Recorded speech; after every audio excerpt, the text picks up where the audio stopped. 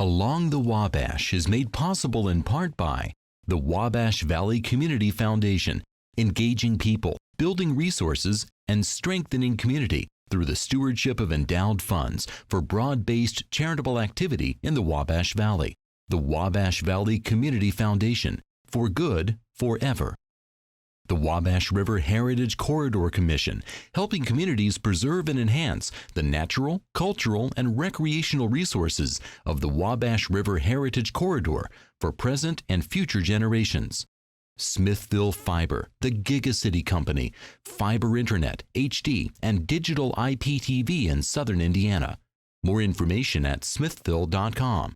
The Holly and Anna Oakley Foundation of Terre Haute, promoting charitable purposes in Indiana and Florida. Information at oakleyfoundation.org. And by WTIU members. Thank you.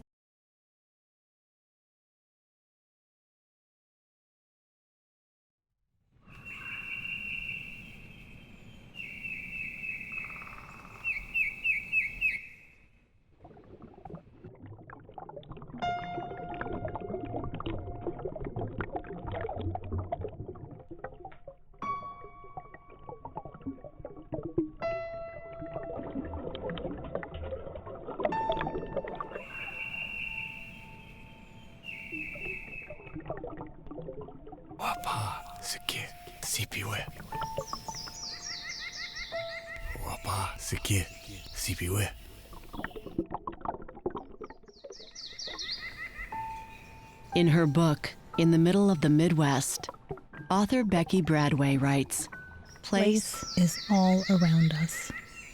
We create place, and we are shaped by it. We are manipulated by this place, where we have come by choice or been drop-kicked by accident and fate. It eases into us. As the place creates us, we create back at it. The place is people, what we build, destroy, and let be.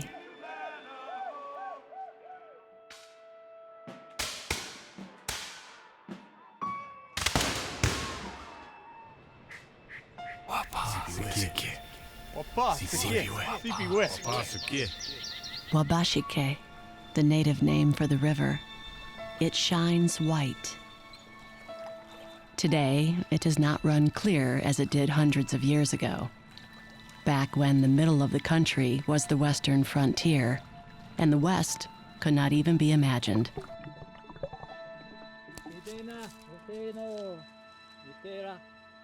Ever so often, the Wabash has changed its course, but not its story.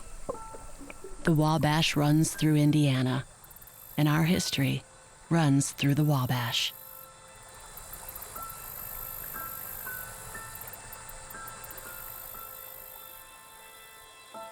Humankind has not woven the web of life.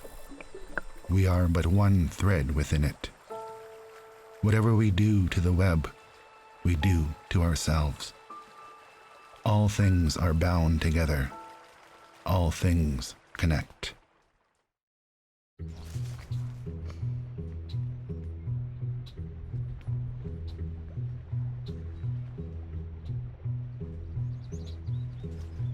for me.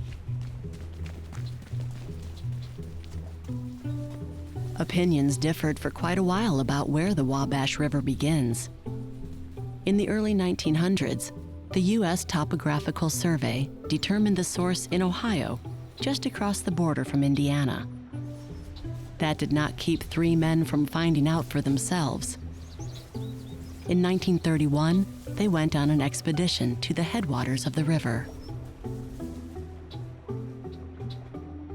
The latest dispute over the river's source started last summer. Mr. Herman Ritter became so interested he set out on foot from a point near Portland to follow the river. Mr. Rockwell and Mr. Lyons accompanied him as witnesses. As these men walked, they would have passed the first real tributary to the river, Beaver Creek.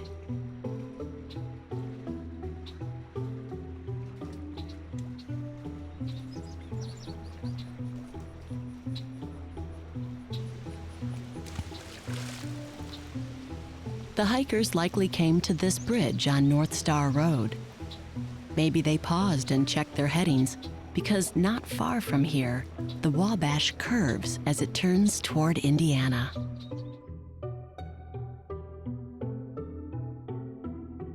Close to the line that separates Mercer and Darke counties, only about 1 mile east of the state's border, is where the Wabash River begins. It is a modest start, a drainage ditch bordered by fields. It looks much the same today as it did for these men, but there it was, the end of their search, the river's beginning, and sometime in the future, the perfect place for a sign.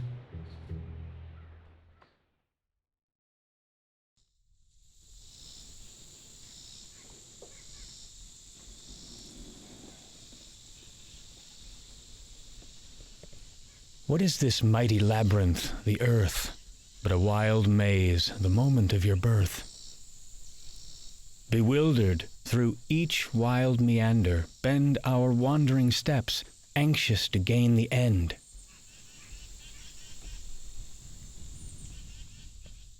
As the Wabash enters Indiana, it changes. It goes through twists and turns, creates small islands and cutoffs. At times, the river disappears altogether. Despite its ominous appearance in this painting, the Wabash is still an unassuming stream.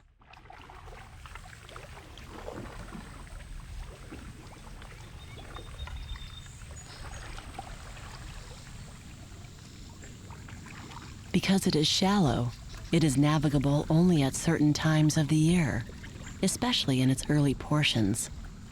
But if you take to a canoe on a Sunday afternoon, the river will reward you.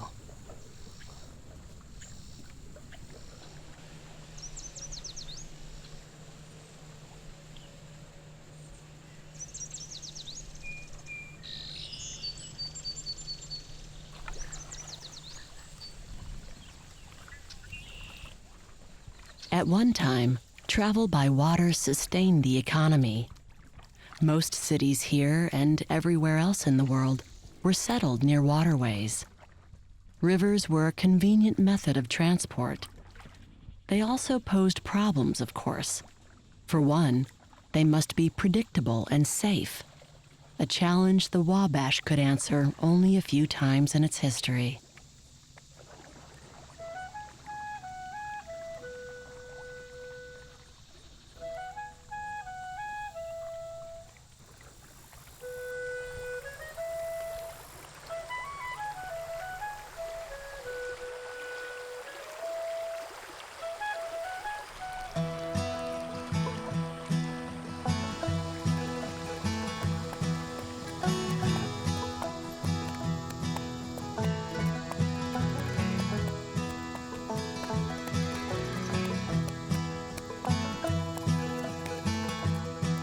In a deck boat wide and cozy down the level a few miles, there lives a girl that I dearly love with a beautiful face and smile.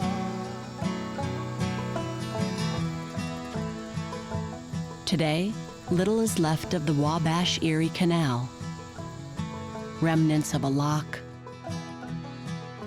stretches of towpath, historical markers, a few of the bonds that financed it, pictures such as these.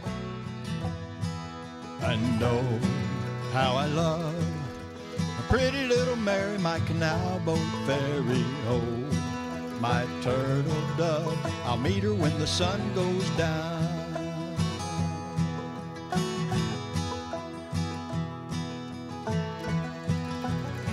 But before it was a picturesque backdrop, it served transportation.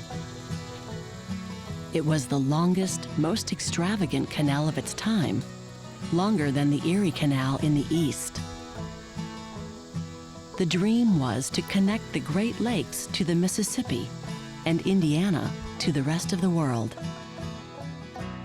Until the Danube, like the Nile, the Mississippi, like the Thames and the Wabash, like the Hudson, shall exhibit one great theater of splendid and successful exertion. And for a while, it actually did. The canal boat is long, low, and narrow.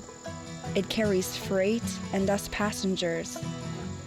I am sitting on a stool on top of the boat, writing with the paper on my knee, while it creeps along like a great lazy turtle on the still water.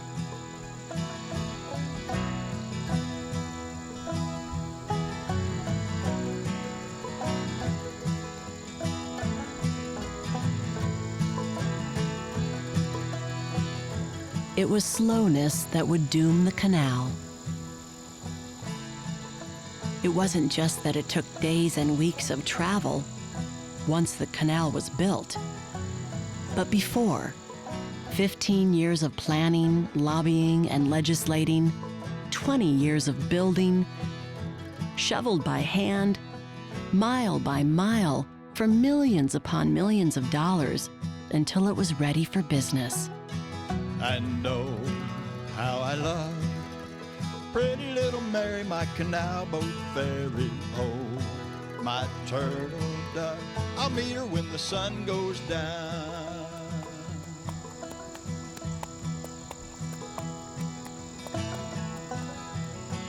I never saw more magnificent timber than shaded the valleys through which we passed. Scores and scores of miles of woodland that had never heard an axe.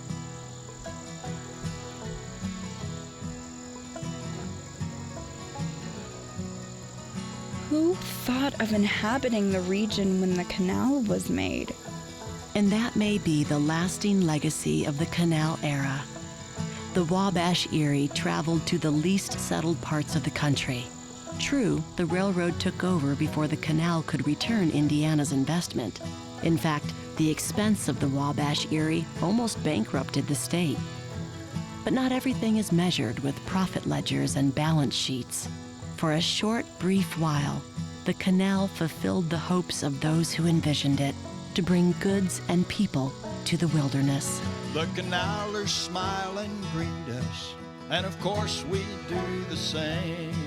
For the sea and know this long, long time that there's gonna be a change.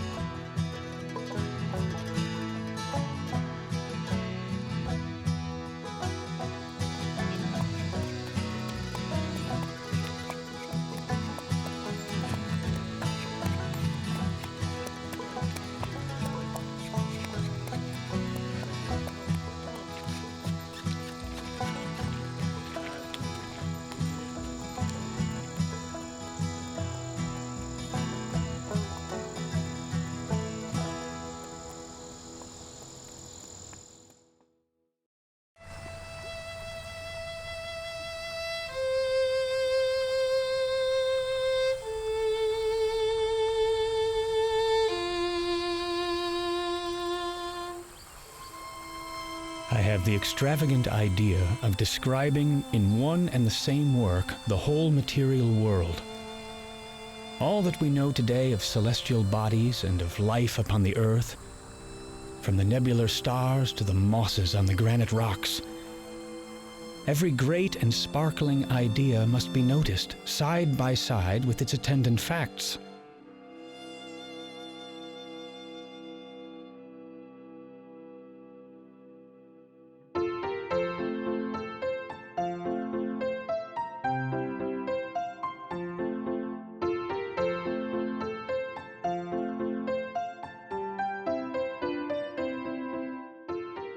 In the mid-19th century, before the invention of cinema, an enterprising young man had the idea of creating a 3-mile-long painted panorama of the entire length of the Mississippi River, from its headwaters to the Gulf of Mexico. It was to be the largest picture ever executed by man. The artist, John Banvard, had spent some time on the Wabash before tackling the mighty Mississippi. As a youth, he had fixed up a flatboat with theatrical dioramas.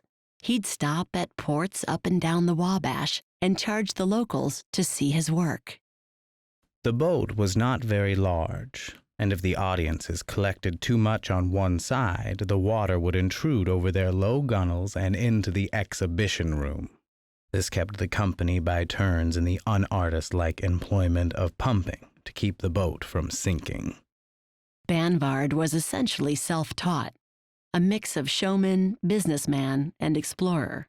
His Wabash dioramas were not terribly successful, but he formed this idea for something that could be the world's most comprehensive pictorial travelogue, a moving panorama that would unroll its frontier vistas over a span of 2 hours.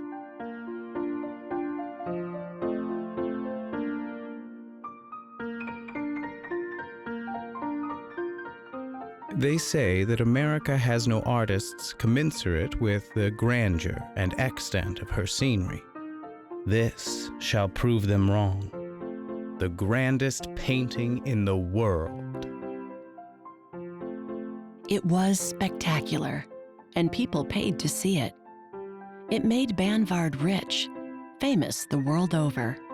He even demonstrated his panorama to Queen Victoria at Windsor Castle, and a set of waltzes was written to accompany his performances. It did not last. Another showman and astute businessman entered the picture, P.T. Barnum. Banvard used up most of his fortunes competing with him. Banvard died in poverty, his magnificent panorama cut up and lost to the world. What might it have looked like? What sights did it depict?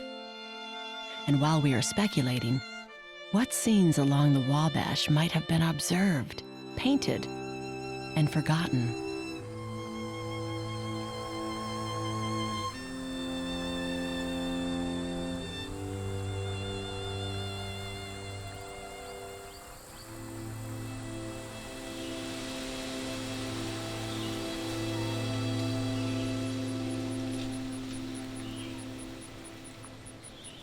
The secret of this countryside is in the dream. It is dreamed only once, in childhood or old age. The dreamer is granted the hawk's clarity, the bee's faceted eye, the omniscience of the owl.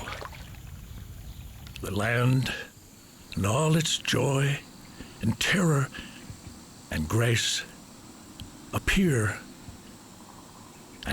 as a whole. There are no troubling parts.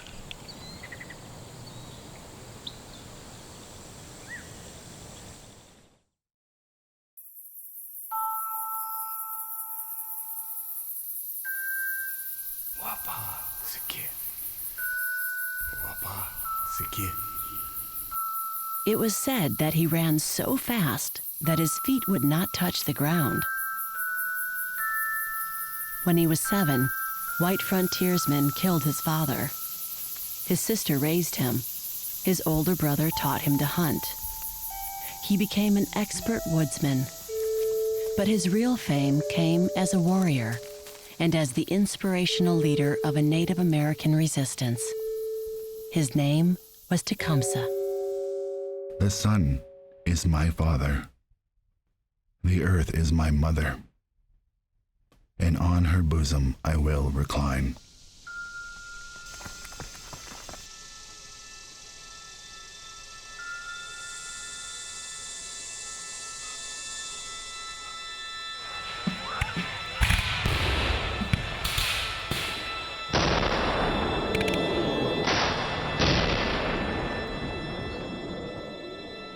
Tecumseh grew up in the Ohio Territory, but the push of settlers had forced his people, the Shawnees, to move northwest into the land of the Miami, Potawatomi, and Wea by the Wabash River.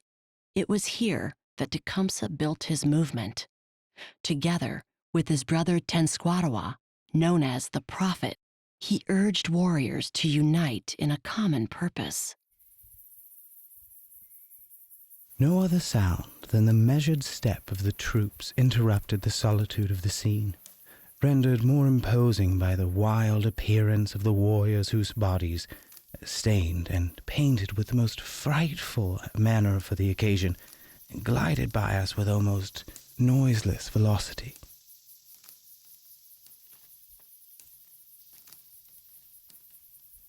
Our allies, they looked like the specters of those wilds. The writer of those lines was John Richardson, a young volunteer to a British detachment in the War of 1812. Richardson eventually came to be an Army officer. He also became Canada's first novelist. In his writings, he immortalized Tecumseh, a hero to the Canadians, a deadly foe to the Americans. He embodied all that was noble and generous in savage life. Habited in a close leather dress, his athletic proportions were admirably delineated, while a large plume of white ostrich feathers overshadowed his brow and contrasted with his dark complexion and piercing eyes. It gave a singularly wild and terrific expression to his features. It was evident that he could be terrible. By the time Tecumseh joined the British in their war against the Americans, native life already had been indelibly altered. Generations of trade with the colonists had brought European goods, horses, guns, clothing, jewelry, and other merchandise. For the settlers, the land appeared endless with possibility. These are the gardens of the desert. These, the unshorn fields, boundless and beautiful, for which the speech of England has no name. The prairies, lo, they stretch in airy undulations far away, as if the ocean in his gentlest swell stood still, with all his rounded billows fixed and motionless forever.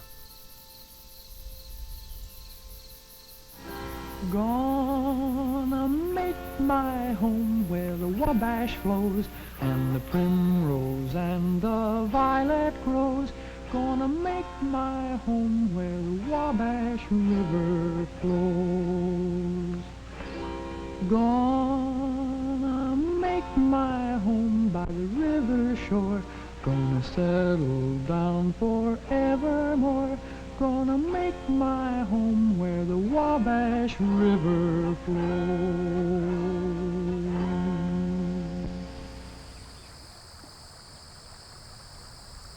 A plentiful country with forests and rivers for the taking. They have driven us from the sea to the lakes. We can go no further. They say this tract belongs to the Miamis, this to the Delawares, and so on. But the Great Spirit intended it as the common property of all.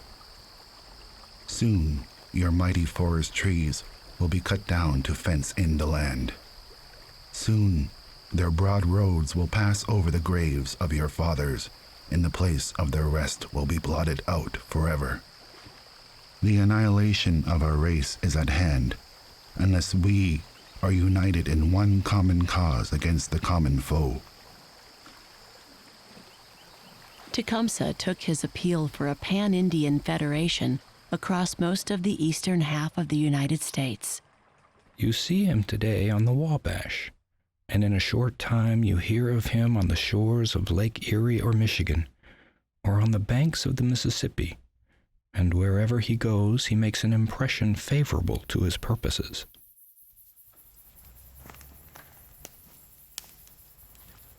The implicit obedience and respect which the followers of Tecumseh pay to him is really astonishing, and more than any other circumstance bespeaks him one of those uncommon geniuses which spring up occasionally to produce revolutions and overturn the established order of things.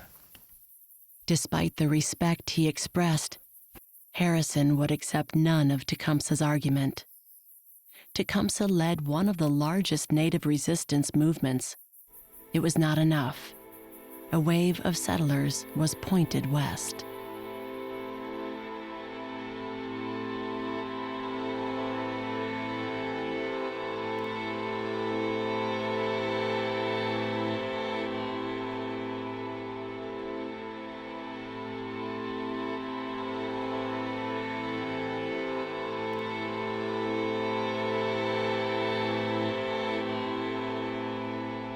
Tecumseh was killed at the Battle of the Thames in 1813.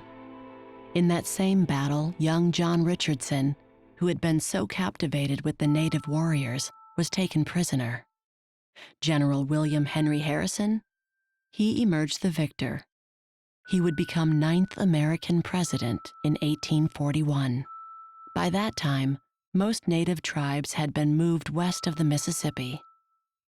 With them disappeared the majority of the majestic native forests.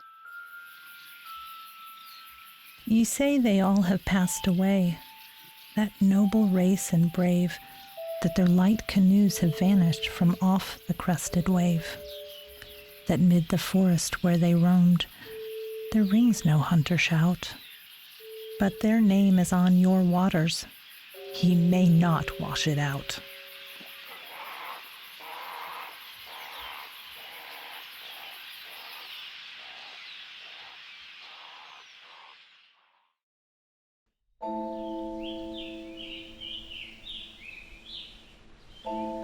Those who have seen only the coast and cities of America have no idea of what the West is, which is a new world in the New World.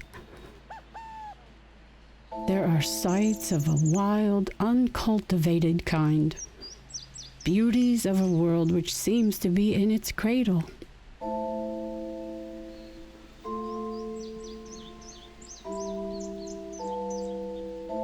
When Mother Theodore Guerin set out from France with the mission to build a convent in the wilderness, it must have felt like an impossible undertaking.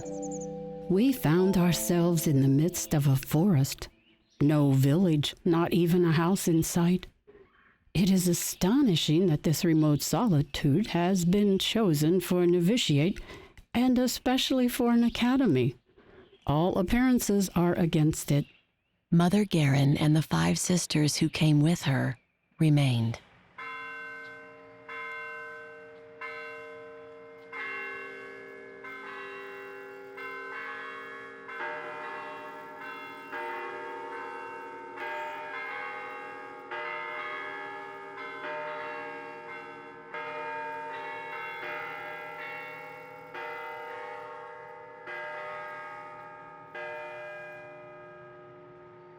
This daguerreotype is the only image that exists of Mother Guerin. But it is all we need. Her steady determination in the face of the daunting challenge is obvious. She posed for this photo in 1855, near the end of her life, after she had established St. Mary of the Woods Convent and Academy, grew her novitiate from 6 nuns to 80, and opened schools throughout southern Indiana.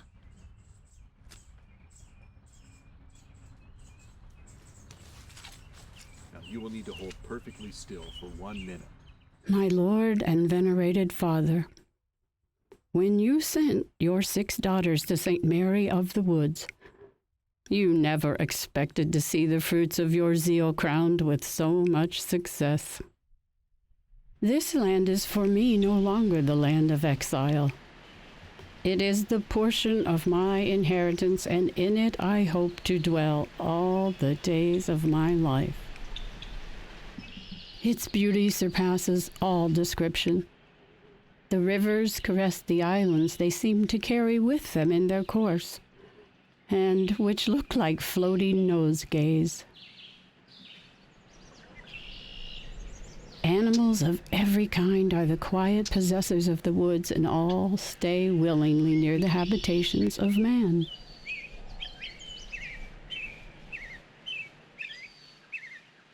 wildly on his climb up to the top of the loftiest trees and then fall down in festoons of every shape, only to begin again upon the ground a new life. How truly is this part of the globe named the New World. On the grounds of St. Mary of the Woods stands a little chapel, St. Anne's Chapel. Mother Theodore Guerin had it built in gratitude for her safe ocean passage from France. But really, it is a shrine to her new home. Hundreds of mussel shells, hand-picked from the Wabash River and carefully arranged, decorate its walls.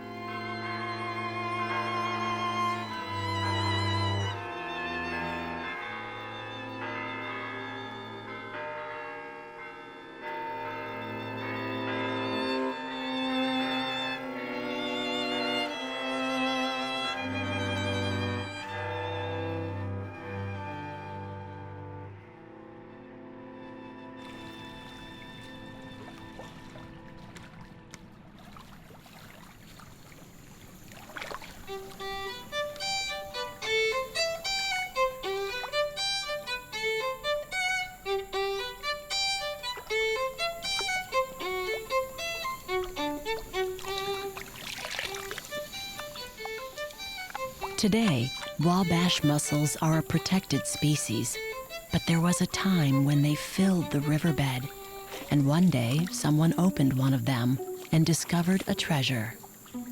Since pearls have been found in the Wabash River, people from far and near, old and young, educated and uneducated, have flocked to the banks of the river and are busily engaged in the great industry of pearl, slug, and shellfishing.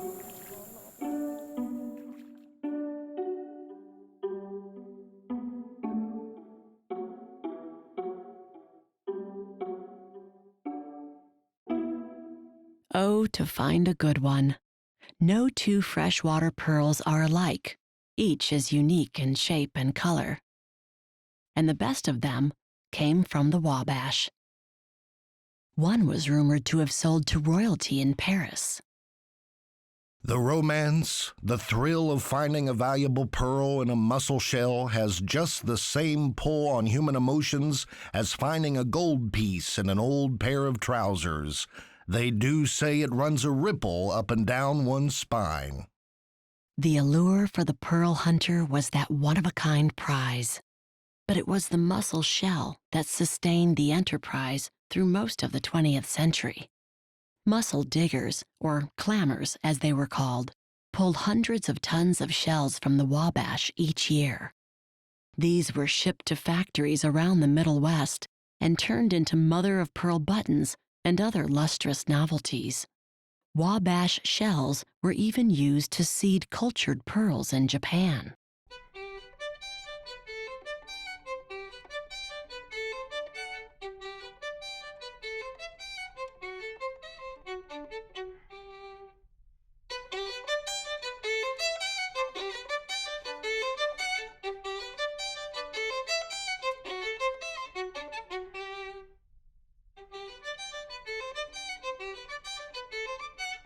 But how long can one take without giving back?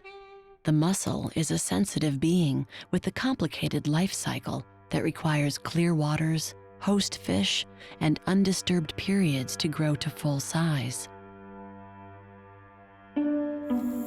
Eventually, the river was depleted, and some species of mussels became extinct. In the early 1990s, all mussel harvesting on Indiana rivers was outlawed. The old tag about nature being an open book is just not true. What nature offers on a first examination may appear to be simple, but it is never as simple as it appears.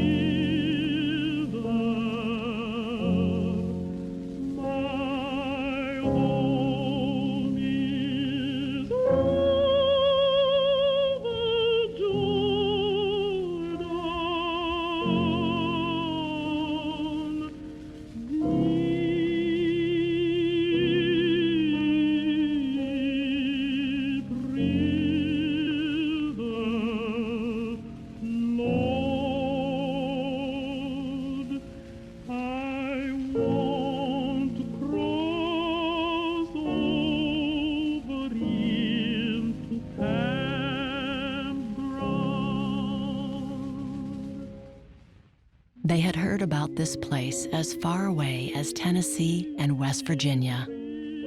Journey north, across the Ohio, and up the Wabash.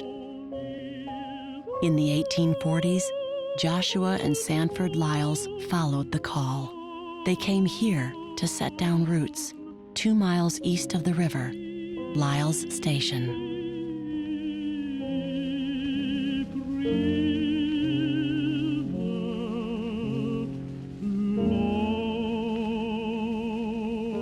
Freedom by no means meant the same for everyone. Indiana did not allow slavery, but it had indentured service. Black children were not admitted to school, and some cities on the Wabash had more than a tenuous connection to the South. I am sorry to say there are many slaves in town. We hear sad stories of kidnapping. I wish some active, benevolent people could induce every person of color to remove away from the river, as it gives wicked, unprincipled wretches the opportunity to get them into a boat and carry them off to Orleans or Missouri, where they still fetch a high price. The Lyles brothers persevered. They cleared the ground, planted crops, and arranged for a train station. A post office, a school, and church followed.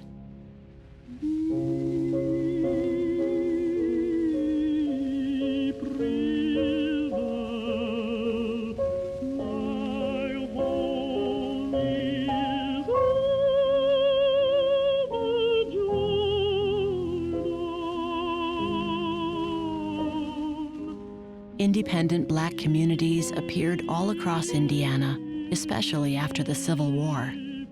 They had evocative names such as Lost Creek, Underwood, Snow Hill, and Colored Freedom. All of them disappeared, but Lyles Station has remained to this day. It even survived the flood of 1913.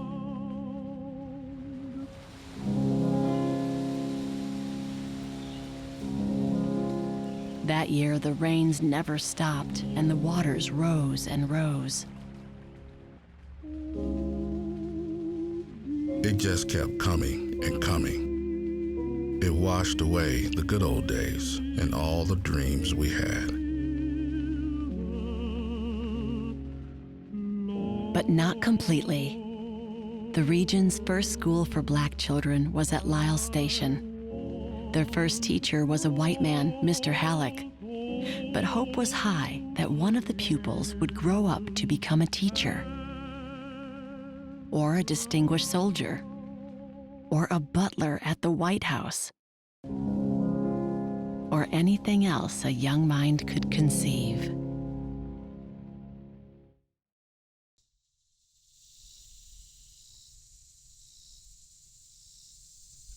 The Wabash skirted the low ground, swishing the limb tips of the trees on both shores. We were friends. I became its playmate the summer through. When Lew Wallace was a boy, long before he became general in the Civil War, governor of New Mexico, and author of Ben-Hur, he helped out the local ferrymen. I was at my post whether it rained or shone. I fished for minnows and proudly watched his lines. Back in Lew Wallace's days, there was quite a bit of ship traffic on the Wabash.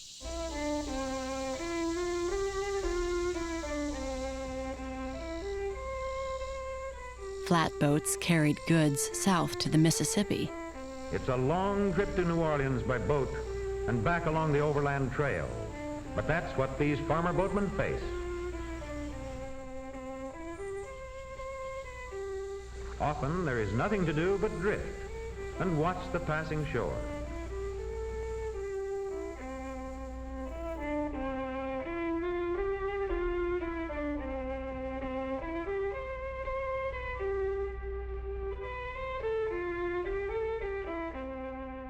Steamboats and paddle wheelers traveled the deeper portions of the Wabash and operated as far north as Terre Haute and Lafayette.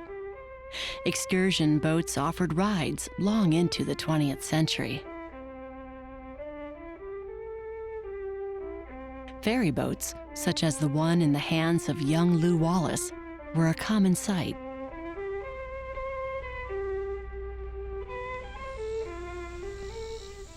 I love to lean over the low gunwale and look down into the waters. They seem so mysterious and moved with such silent power. Whence did they come from, and whither were they hastening? They were friendly, and of themselves taught a wholesome dread of what might come of too great familiarity. Travel on the Wabash was not without danger. Log jams, sandbars, fog, and ice floes stranded many a boat. One day, the Juneau ran aground just north of New Harmony.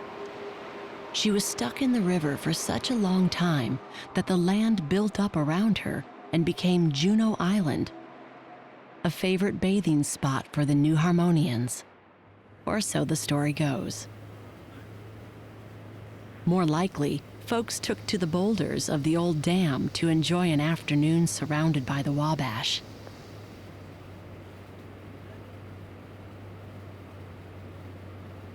This was a tradition we can be certain of from the photographs and the graffiti that have remained.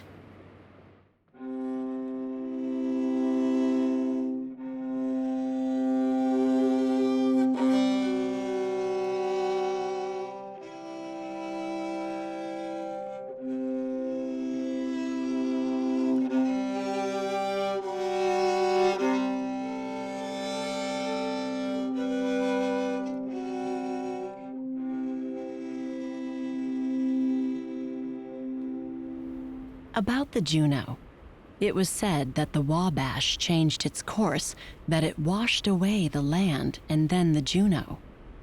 Who knows? A Juneau Island is listed in a 1920 survey by the Army Corps of Engineers. But no one can be sure whether the boat Juneau ever existed or where her wreck might be. All that remains is the tale.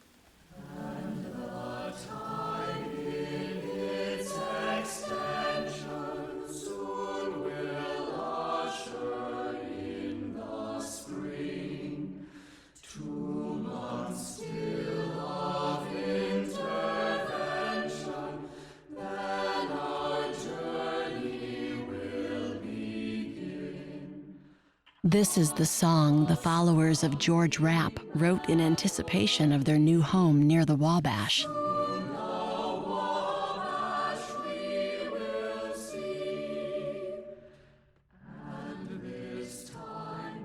Father Rapp and his believers wanted to create a community of faith, friendship, and peace. They called themselves harmonists, and their place, Harmonie.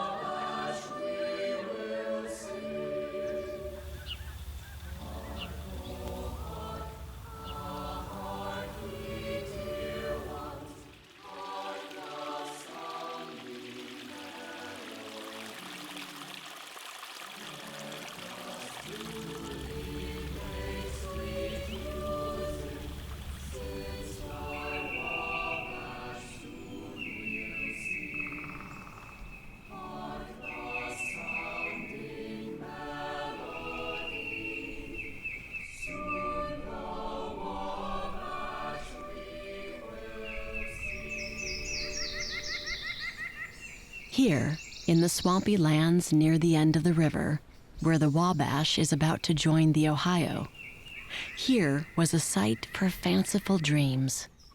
The first was George Rapp's religious order. One heart beats in all, and their common industry provides for all. The Harmonists built a labyrinth of hedges and trees as a physical symbol of man's journey toward beauty and perfection. The second community was an experiment in socialism by the Scotsman Robert Owen, who bought the town from George Rapp. It was to be a heaven of happiness based on equality, education, and reason. The social experiment was over in less than 2 years, but New Harmony's lasting legacy is in the scientists that came here. William McClure, the founder of American geology, Charles Alexander Lesueur, naturalist and painter, and Thomas Say. Say was one of the founding members of the Academy of Natural Sciences in Philadelphia and had a passion for the study of insects. Thomas's collaborator was his wife, the nature artist Lucy Say. For her contributions to his work, Lucy would one day be elected the first female member of the Academy of Natural Sciences. I made all laugh at the table today. I told them I was tired of being pent up in the city. I longed for the freedom of the West. I am more attached to that place than to any other, and to the freedom I enjoy on the banks of the Wabash.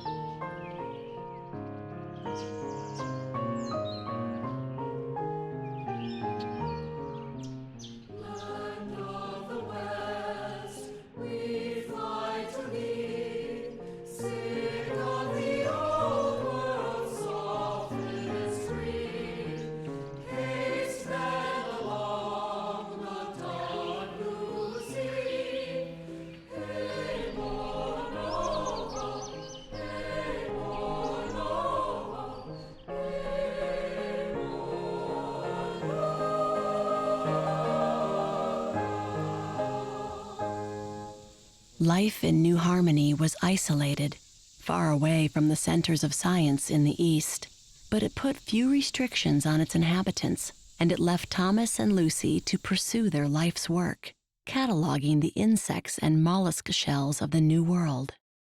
It is the first attempt of its kind in this country.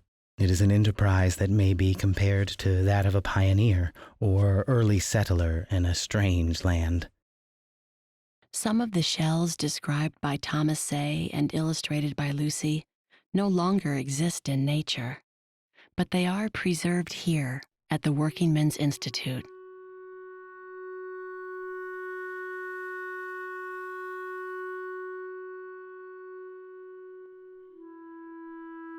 Thomas Say discovered over 1,000 new species of animals, 400 of them from Indiana. Many bear his name, like this one, or that one, Say's firefly. If the lightning bug isn't the state insect yet, it surely should be.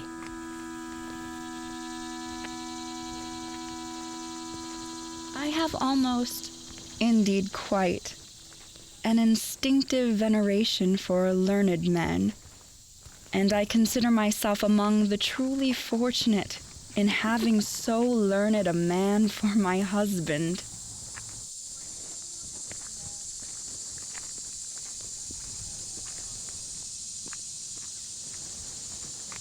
The excursions in the vicinity of Harmony never fail to produce that exhilarating effect. What would I not give for a successful shell hunt?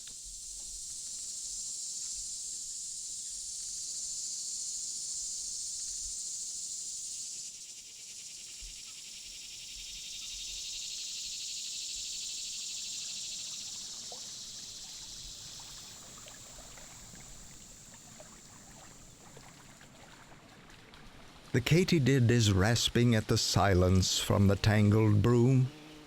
On drunken wings the flitting bat goes staggering athwart the gloom. The toadstool bulges through the weeds, and lavishly, to left and right, the fireflies like golden seeds are sown about the night. O'er garden blooms on tides of musk, the beetle booms adown the glooms and bumps along the dusk.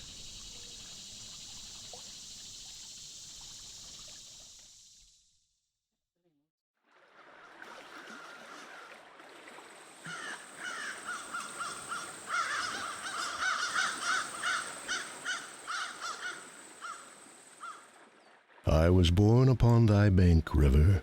My blood flows and I stream, and thou meanderest forever at the bottom of my dream.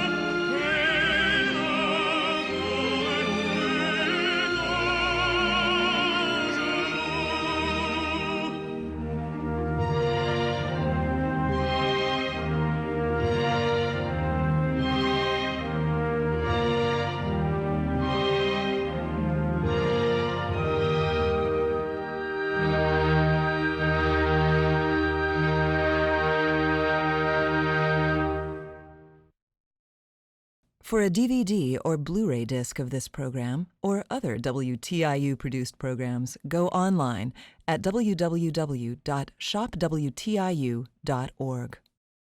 Along the Wabash is made possible in part by Smithville Fiber, the Gigacity Company, a philanthropic community partner since 1922 and proud supporter of numerous community organizations. More information at smithville.com. The Wabash River Heritage Corridor Commission, helping communities preserve and enhance the natural, cultural, and recreational resources of the Wabash River Heritage Corridor for present and future generations. The Wabash Valley Community Foundation, engaging people, building resources, and strengthening community through the stewardship of endowed funds for broad-based charitable activity in the Wabash Valley. The Wabash Valley Community Foundation, for good forever. The Holly and Anna Oakley Foundation of Terre Haute, promoting charitable purposes in Indiana and Florida. Information at oakleyfoundation.org and by WTIU members. Thank you.